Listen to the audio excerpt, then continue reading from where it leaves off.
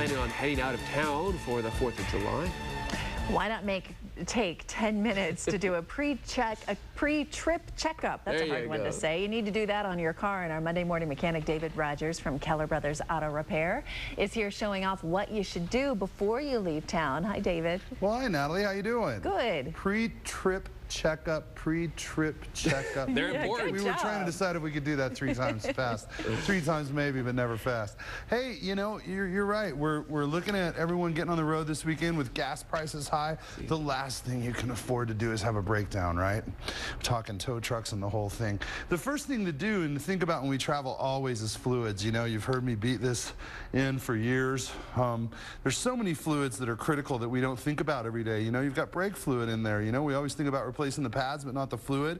You know, a brake fluid when it gets bad is caustic. It's going to eat the rubber seals and the components that hold the fluid inside, and therefore going to leak on the ground and you're not going to be able to stop. Coolant's another critical fluid. Obviously it keeps us from overheating in the engine, but you know, many people may not know that coolant, you know, picks up the rust inside the car. When the radiator starts to rust internally, or the water pump, then it settles to the bottom of your radiator just like it did in this test tube, and it continues to eat away at the metal. So sometimes it can look okay in the reservoir up top, but then down in the bottom there's a problem. So it's important to flush it out every other year whether you think you need it or not. Even if you're carrying an extended life product, you know, some of these coolants now claim to last for 100,000 miles. I don't buy into any of that. I've seen way too many systems that were damaged terribly, and I tell people change it anyway. Your transmission fluid too. Not only does this stuff lubricate the transmission, but it helps keep it cool just like antifreeze or coolant does in the radiator. Nice red, bright, clear color. When it starts to get, you know, burnt orange all the way to brown like this, it's really not doing its job anymore, and in fact could cause some problems. Another thing that we think about are belts when we travel. Now if you look here, you can kind of see how this belt's got some cracks. You can see the cracks down inside the grooves, I think.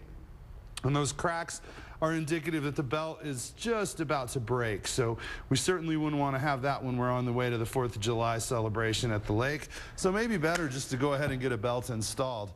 Hoses as well. A hose can look perfectly fine on the outside. You know, this hose doesn't particularly look bad, but when you squeeze it, you go, my goodness, it almost feels like there's a hard hose inside of a soft hose. When I push on this, it kind of is a little bulged right there.